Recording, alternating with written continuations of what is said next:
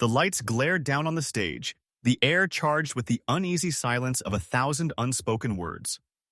Cameras clicked like restless insects, searching for the moment that would define the night. Karoline Leavitt leaned forward, her voice sharp, her tone dripping with disdain. The microphone picked up every syllable as if the universe itself wanted to broadcast her venom. And then it came, cutting through the air with the sting of a whip. "Why don't you just go back to India?" The words hung there, suspended in the stillness.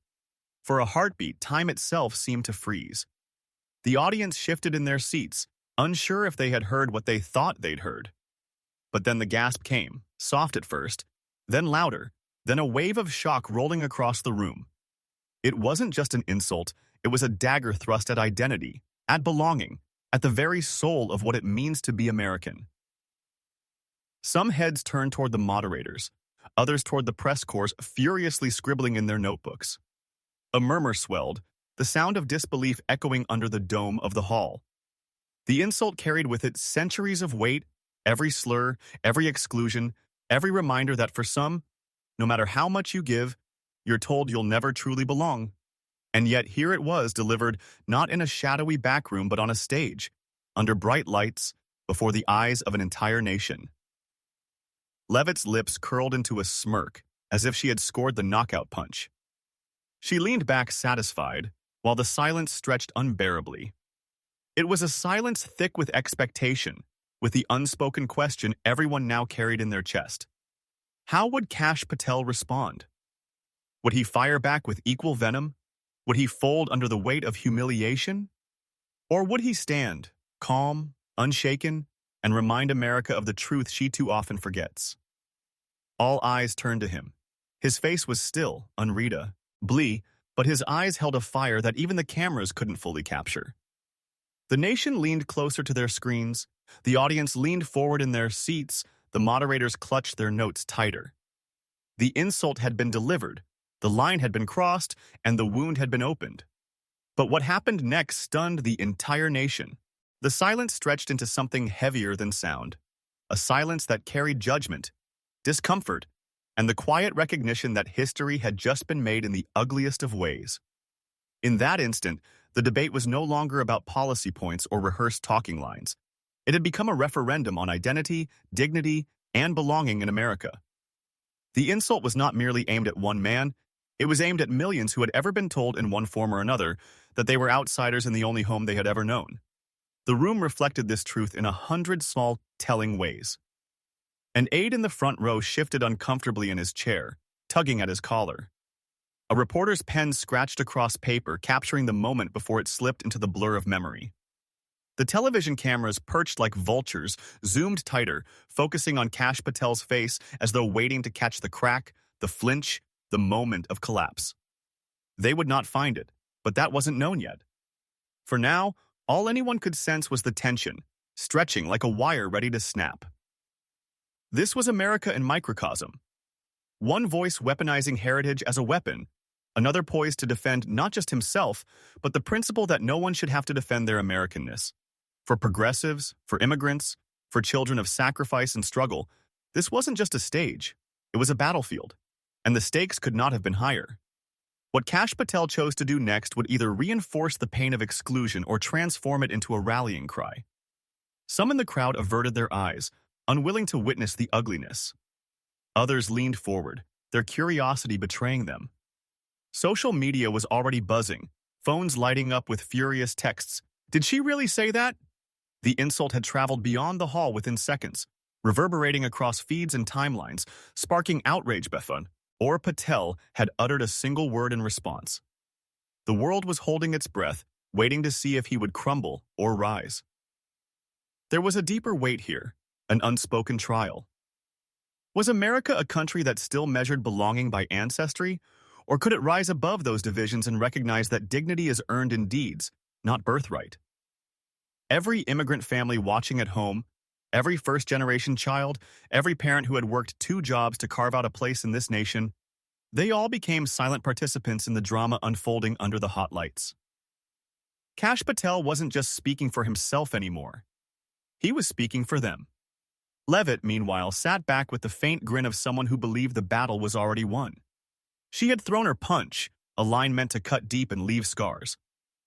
What she didn't realize was that the silence she thought was victory was in fact the tightening coil of suspense, a collective pause that would only amplify the power of what came next.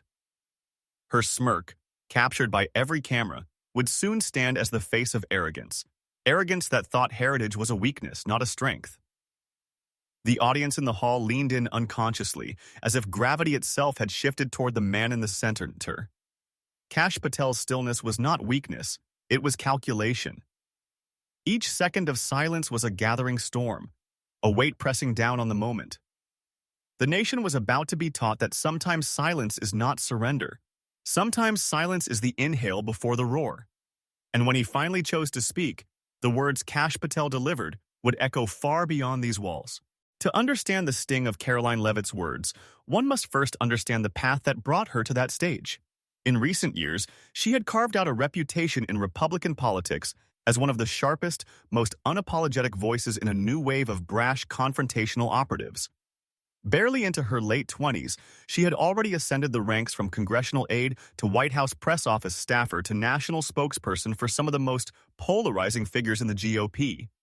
Her rise was meteoric, fueled not by restraint or measured dialogue, but by a willingness to say what others only dared to imply. She thrived in the spotlight of political combat. Cable news hits became her arena, where her talent for quick insults and cutting lines made her a darling of conservative hosts. Each soundbite was a weapon, each quip designed to provoke outrage from progressives and applause from her base. To her supporters, she was bold, fearless, and unafraid to tell it like it is. To her critics, she was reckless, arrogant, and intoxicated by the thrill of political blood sport. But for Karoline, respect had never been the currency she sought. Ambition drove her choices, ambition that valued headlines over humility, power over principle. In her world, winning the news cycle was victory enough, even if it meant leaving scorched earth in her wake. She built a brand on being combative, on delivering the insult that would trend, the barb that would dominate Twitter for the night. It didn't matter whether her words healed or hurt. What mattered was that people were talking about her. There had been other moments, too, moments that foreshadowed the insult she hurled at Kash Patel, instances where she mocked accents, dismissed immigrant experiences, or brushed off serious questions with a sneer. Each time, the playbook was the same: provoke, spark outrage, bask in the attendance. Tian. She framed it as owning the libs, but beneath the bravado was a simple truth. Her strategy was built not on ideas but on spectacle. And so, when she leaned into the microphone that night, when she let slip words that carried the venom of centuries, "Why don't you just go back to India?" It wasn't an accident. It was the culmination of years of conditioning herself to equate cruelty with strength. For her, it was another jab, another attempt to dominate the moment. But this time was different. This wasn't a Twitter spat or a late-night talking head segment. This was live, on stage, in front of an audience that would carry the insult far beyond the walls of the hall. Karoline believed she had mastered the art of using outrage to her advantage. She believed the smirk on her face was proof that she had delivered the knockout line. Yet what she failed to grasp was how much had shifted in the country she claimed to speak for. America was no longer so easily cowed by such words. The insult she thought would diminish her opponent only served to magnify him. In a polarized nation, her arrogance would become the very thing that revealed her weakness. It is easy to mistake volume for victory, but arrogance often blinds its bearer. In chasing attention, Karoline had overlooked a simple, dangerous truth. Insults can ignite, but they cannot endure. They burn hot, they shock, they stir the air with temporary chaos, but they lack substance, and in their emptiness they create space for dignity to rise. The irony of her rise was that she believed it gave her license to demean. In reality, it only set her up for a spectacular undoing. That night, her ambition had once again outweighed her respect. Her insult had outweighed her ideas. And as she leaned back in her chair, smirk fixed, certain she had cemented her dominance, she failed to see the storm she had unleashed. She thought she had landed the final blow, but she underestimated her opponent. Kash Patel's story did not begin on that debate stage. It began decades earlier, thousands of miles from the spotlight, with a family that believed in the promise of America so deeply that they left everything behind to pursue it. His parents were Indian immigrants who arrived with little more than determination and the hope that hard work and sacrifice could carve out a better life. They knew that opportunity in America would not be handed to them. It would be earned through sweat, persistence, and resilience. From his earliest memories, Kash saw what sacrifice looked like. His father labored tirelessly, taking jobs that paid the bills but rarely brought recognition. His mother juggled responsibilities that stretched from home to work, never complaining, always pushing forward with quiet strength. The Patel household was modest, but it was filled with lessons about dignity, about discipline, about the idea that one's worth was defined not by ancestry or the color of one's skin, but by character and contribution. Kash carried those lessons with him into every stage of his life. He worked his way through school, pursuing higher education not as a privilege but as a responsibility, to his family, to the sacrifices they had made, and to the country that had given them a chance. Law became his chosen path, not because it promised wealth, but because it promised purpose. He believed deeply in the idea of justice, in the notion that truth mattered, and that it could protect the vulnerable as much as it could hold the powerful accountable. His career took him into national security, where he served not in pursuit of headlines or personal glory, but in service to the country his family had embraced. In roles that placed him at the heart of some of America's most sensitive challenges, Kash became known for his diligence, his precision, and his unwavering belief that service demands unended integrity. Colleagues described him as steady under pressure, someone who valued clarity over chaos, loyalty to the Constitution over loyalty to ego. This was the quiet power of his journey. While others rose through politics by crafting sound bites and chasing cameras, Kash's path was built on doing the hard, unglamorous work that few saw but many relied upon. He represented a contrast: dignity versus arrogance, service versus self-interest. Where Karoline Leavitt leaned on provocation to fuel her rise, Kash Patel leaned on discipline and a sense of duty instilled from the start of his life. And it was precisely that upbringing, that foundation of sacrifice and service, that gave him the ability to withstand moments like this. To Kash, insults about where he came from were nothing new. He had heard them in passing whispers, in thoughtless comments, in the casual cruelties that cling to anyone who dares to stand out in a society that sometimes fears difference. But rather than weaken him, those experiences had forged resilience.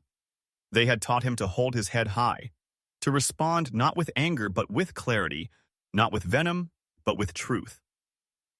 His career had only reinforced that discipline. In national security, there was no room for rashness, no room for flinching under pressure.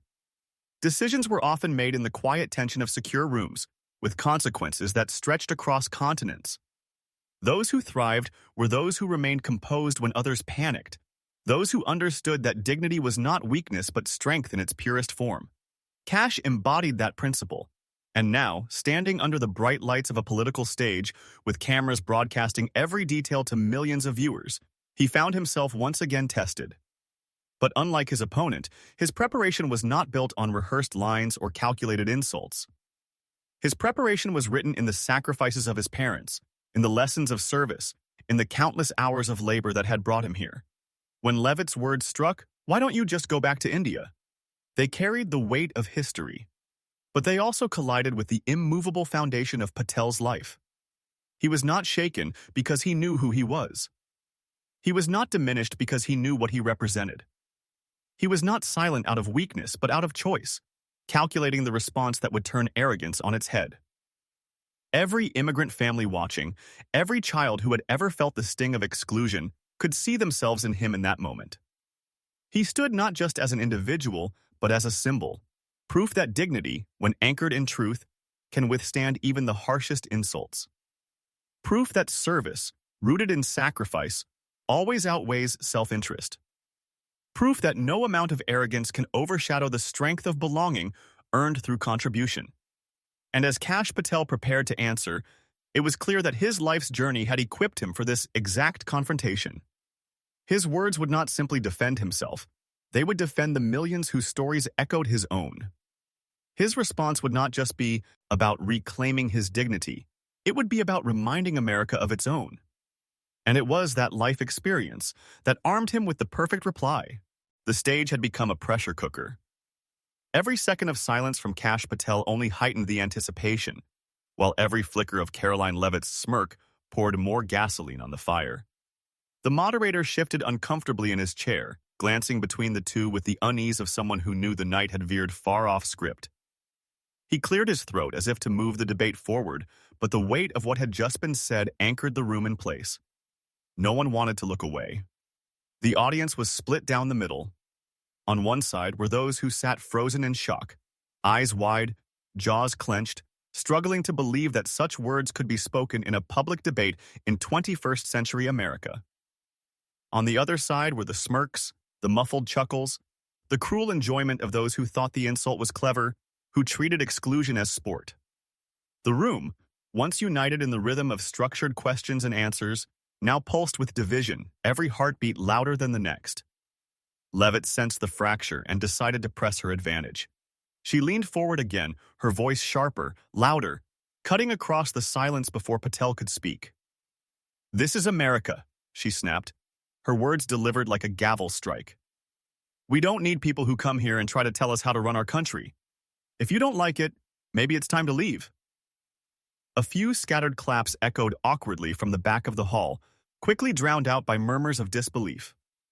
The moderator raised a hand, attempting to restore order, but Leavitt wasn't finished.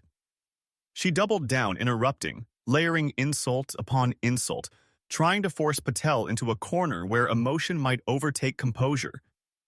It was the oldest trick in the book: rattle your opponent until they lash out, then paint them as unstable. But Patel did not take the bait. He didn't flinch, didn't break. He remained calm, his breathing steady, his expression unreadable but for the fire building in his eyes. Instead of rushing into a defensive rant, he simply sat with the moment, letting her words echo against the walls until they revealed themselves for what they were: hollow, mean-spirited, and unworthy of the stage they occupied. The moderator tried again, voice hesitant. "Mr. Patel, would you like to respond?" The cameras zoomed in tighter, desperate for a glimpse of his reaction. Social media was already ablaze, millions typing furiously, some demanding condemnation, others reveling in the spectacle. Hashtags were being born in real time, the digital world colliding with the physical one. Patel finally lifted his head, meeting the moderator's eyes, then the audience's, and finally the camera lens itself. The hush that fell over the room was different now. Not stunned silence, but expectant silence. The kind that comes before something historic. Leavitt still tried to cut in, muttering about loyalty, about foreigners, about real Americans, but the sound of her interruption seemed to fade as all attention shifted to the man she had tried to belittle. And then it became clear. Patel was not rushing because he didn't need to. He wasn't scrambling for words because his entire life had already given him the words. Every insult he had ever heard, every challenge his family had endured, every act of service he had performed for this country, those were his notes, his preparation, his script. The audience leaned forward as one, pulled by the gravity of what was about to happen. Patel drew a breath, steady and strong, and for the first time that evening, he spoke with the calm authority of someone who knew the room no longer belonged to his opponent. It belonged to him. And then, in one sentence, he turned the entire debate upside down. Kash Patel leaned toward the microphone, his expression composed but his eyes burning with a quiet intensity. The room, still buzzing from Karoline Leavitt's interruptions, suddenly stilled again. It was the kind of hush you hear in a courtroom when the jury re-enters with a verdict, the kind of hush that feels like history pressing down on the air. Even the moderator seemed to shrink back in his chair, aware that what was about to be said would echo far beyond the confines of this debate hall. Patel let the silence hang. He didn't rush to fill it, didn't scramble to reclaim ground. Instead, he let it breathe, each second sharpening the tension until the audience was perched on the very edge of their seats. Every camera zoomed in closer, every smartphone live stream capturing his face in pin-drop detail. The silence wasn't empty. It was a stage he controlled completely. Finally, he spoke, his voice steady, low, but powerful enough to carry through every microphone and into every living room watching across America. "Let me be very clear," he began, pausing again, letting the words settle like the opening chords of a symphony. This is my country too. The line sliced through the tension like lightning. It wasn't shouted. It wasn't dramatic in volume. But the calm authority in his tone made it more powerful than any scream could have been. Gasps rippled through the hall, but this time they weren't of outrage. They were of recognition. Recognition of truth, of belonging, of dignity, asserted without apology. Patel leaned in further, his voice gaining strength. My parents came to this nation with nothing but the hope that their children could be free. They worked jobs most people would never take, sacrificed everything so that I could have an opportunity. And I took that opportunity, not to complain, not to run away, but to serve this country. He paused again, scanning the entire audience, eyes locking with the cameras as if speaking directly to millions beyond the walls. I became a lawyer to defend justice. I joined national security to defend Americans. I've stood in rooms making decisions that protected every single citizen of this country, regardless of where their parents were born. And now I stand here on this stage not as an outsider, but as proof of what America is supposed to be. The words landed with the weight of lived truth. He didn't raise his voice, but the authority in his cadence was undeniable. Leavitt shifted uncomfortably in her chair, the smirk faltering, her eyes darting to the moderator as if searching for rescue. The contrast could not have been sharper, her arrogance shrinking under the glare of his dignity. Patel pressed on, his voice swelling with the rhythm of history itself. When you tell someone to go back, you erase the very spirit of America. Because this country was built by those who came from somewhere else. Immigrants built our cities, fought our wars, tilled our fields, and dreamed our dreams. From Ellis Island to today, their sweat and sacrifice are the bricks of this nation. To tell them they don't belong is to tell America it doesn't belong to itself. The audience erupted in applause, but Patel held up a hand, steady, commanding the room once again. He wasn't finished. I am the son of immigrants. I am the product of their sacrifice. And I am an American, by birth, by service, by every ounce of loyalty I have given to this country. You don't get to tell me or anyone else to leave. Because we are this country. Every immigrant family, every dreamer, every worker who has shed blood, sweat, and tears on this soil, they are America. We are America. The cheers rose louder now, swelling like a wave. People rose to their feet, clapping, shouting, some with tears welling in their eyes. The cameras captured the standing ovation, a moment of unity in a nation too often divided. Patel's voice rose above the noise, not to drown it out, but to ride it, amplifying the crescendo. And here is the truth, he said, voice firm but resolute. Arrogance divides us. Dignity unites us. Hate seeks to silence us. But dignity speaks louder, always. You can insult me. You can question me. But you cannot erase me. You cannot erase my family, or the millions of families like mine, because we are as much the heart of this country as anyone else. That is America. That is liberty, and no insult will ever change that. The ovation thundered, echoing off the walls like a storm. The moderator, overwhelmed, let the applause run its course, understanding that to interrupt, it would be to break the spell of the moment. Leavitt sat frozen, her attempt at dominance shattered by the tidal wave of Patel's words. Her earlier smirk was gone, replaced by the nervous shuffle of someone who had underestimated her opponent. She fumbled with her notes, eyes cast downward, lips tightening into silence. And then, as the audience continued to cheer, Patel delivered the final line that sealed the night. He looked directly into the camera, his voice calm, resolute, and unshakably proud. You told me to go back to India. I tell you this, I'm not going anywhere. This is my home. This is my fight. And I will never leave it. The hall exploded again, the energy rising even higher, reporters frantically scribbling, cameras flashing, live streams surging with comments. Outside the debate hall, social media was already catching fire. Within minutes, hashtags began trending. This is my country. 2 Patel for America had dignity over hate. Clips of his speech spread across Twitter and TikTok, edited with captions and reaction emojis, shared by celebrities, politicians, and everyday Americans alike. Memes sprang up overnight, Patel standing tall while Leavitt shrank beside him, the caption reading, "Dignity always wins." Commentators raced to weigh in. One progressive anchor called it the moment that reminded us who we are. A veteran tweeted, "I fought alongside immigrants who bled for this flag. Patel spoke for them tonight." Even some conservative voices admitted the insult had crossed a line, and Patel's response was impossible to ignore. Karoline Leavitt had intended to deliver a wound that humiliated. Instead, she delivered the stage to Patel. The more she fumbled in the aftermath, the more his calm confidence soared. She had mistaken cruelty for strength, but America had just witnessed what real strength looked like. The ovation still echoed in the ears of those present, a roar that symbolized more than applause.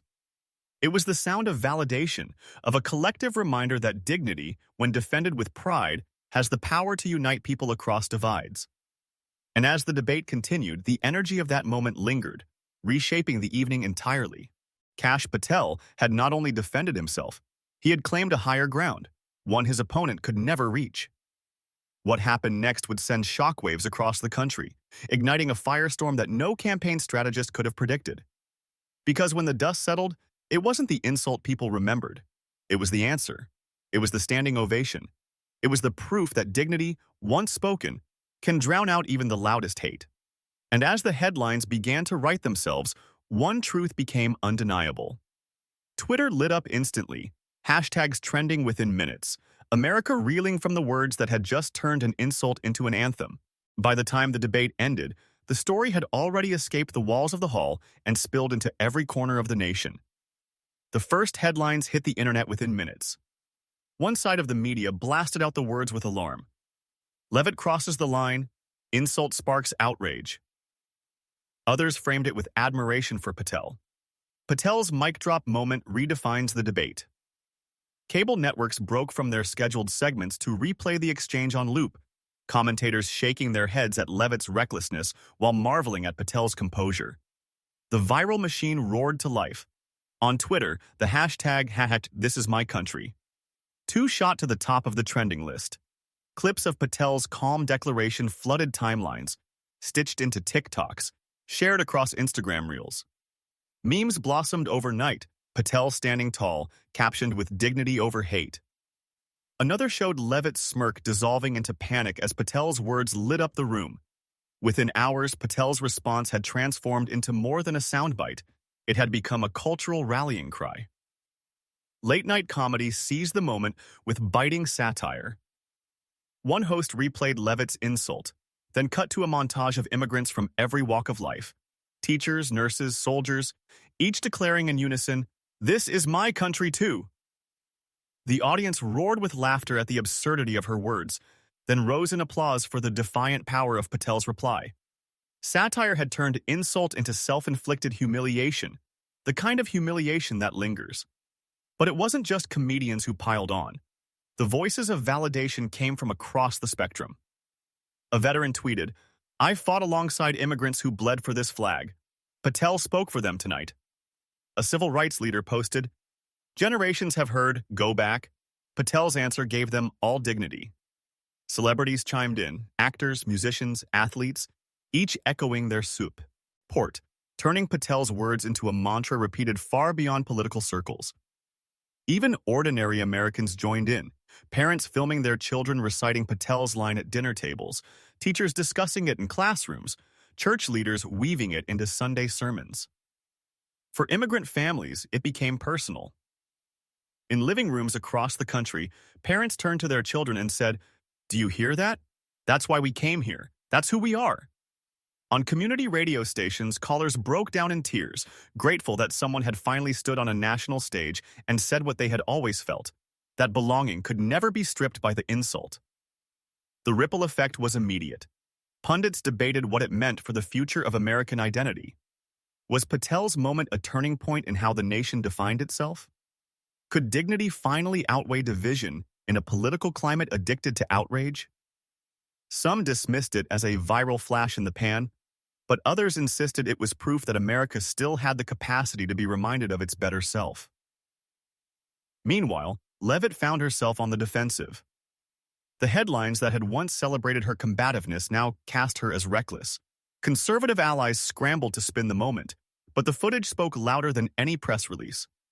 Her words had been delivered in arrogance, Patel's in dignity, and America had chosen which one it wanted to amplify. The night had turned into more than a debate.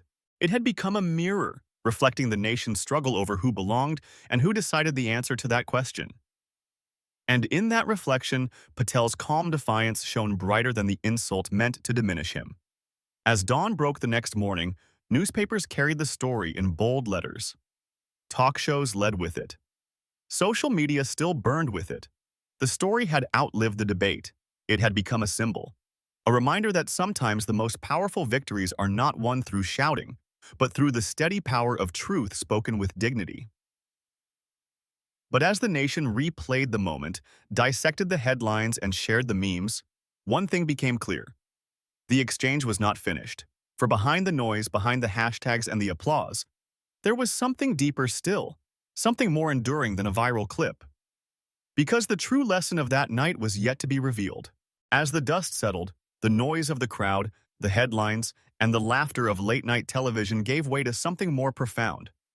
Kash Patel's response had ceased to be just a counterpunch in a debate. It had transformed into a statement about America itself. What began as a personal insult was now a collective lesson, one that reframed what it means to belong in this country. Patel, in the days that followed, did not boast about his victory. He didn't bask in the trending hashtags or claim moral superiority. Instead, he leaned into the universal truth that had carried him through that moment. America's greatness has always been built on its diversity, its capacity to weave together countless threads of identity into one national fabric. His calm response was not about him alone. It was about the resilience of every immigrant family who had ever been told they didn't belong. The power of his words echoed in classrooms, where teachers used the moment as a teaching tool, reminding students that American identity is not measured by ancestry, but by contribution. In churches and mosques, sermons retold the story, drawing parallels to faith, sacrifice, and the shared responsibility to protect human dignity. In community centers, immigrants repeated his words as affirmation. This is my country too. Patel's calmness became its own form of strength, proof that restraint could be more powerful than rage, that dignity could be louder than arrogance. He showed that resilience is not silence. It is the deliberate choice to respond in a way that transforms pain into pride. Where Leavitt's insult sought to divide, Patel's answer unified. Where she tried to reduce his identity to an outsider, he reminded America that its core identity has always been forged by those who came from elsewhere. And so the narrative shifted. The moment was no longer about a clash between two individuals on a debate stage. It became a reminder of the values that bind America at its best: liberty, justice, and the idea that belonging is earned not through lineage but through love and service to the nation. Patel's voice, steady and unwavering, became a vessel for something larger than himself. The inspirational crescendo arrived not in shouted slogans, but in the quiet force of his words replayed across millions of screens. No one has to go back, because this land belongs to all who fight for its ideals. That line captured the very soul of the American promise. It resonated because it was not abstract. It was lived truth, rooted in sacrifice and service, spoken not from bitterness but from conviction. The emotional uplift was undeniable. Unity stood taller than division, justice brighter than hate. For once, a political debate had given America more than outrage. It had given it a mirror in which it could see its best self. Viewers who had grown weary of endless partisan battles found in Patel's response a rare glimmer of what politics could be when dignity is placed above insult. His words reminded America that the question of belonging was not up for debate. The nation does not belong to those who shout the loudest or insult the harshest. It belongs to those who carry its ideals forward, who sacrifice for its freedoms, who believe in its potential even when others try to drag it backward. Patel's resilience made that truth visible, undeniable, unforgettable. And so, in the end, the insult that had been meant to humiliate became the stage for one of the most uplifting reminders of what America stands for. Hate had spoken first, but dignity had spoken last, and louder. What lingered was not the venom of exclusion, but the steady conviction of belonging. And in that conviction lay the resolution of the night, that America's greatness lives not in closing doors, but in opening them, not in division, but in unity, not in hate, but in justice. Karoline Leavitt tried to silence Kash Patel. Instead, his words spoke for millions. What she intended as a dagger became the spark for a national reminder of who truly defines America, not the loudest voice, not the cruelest insult, but the calm strength of those who believe in liberty, dignity, and justice. One line, delivered with composure and pride, turned the debate upside down and echoed across the country. This is my country too. That moment is bigger than politics. It is bigger than one debate stage. It is the story of America itself, the resilience of families who sacrifice, the courage of immigrants who dream, and the unshakable truth that no one has to go back when they are already home. Patel's response was more than a clapback. It was an anthem of belonging, a reminder that dignity is stronger than hate, and that the ideals of this country live in all who fight for them. Here at Liberty Files, we believe in telling those stories. Stories where arrogance is exposed, where cruelty collapses under the weight of truth, and where ordinary people find extraordinary strength. This channel isn't just commentary, it's a movement, a library of moments that remind us what America can be when dignity stands tall. So if you believe in truth over arrogance, if you believe that unity is stronger than division, then join us. Hit subscribe, share this story, and become part of the community that refuses to let hate have the last word. Because in the end, liberty is the file that never closes.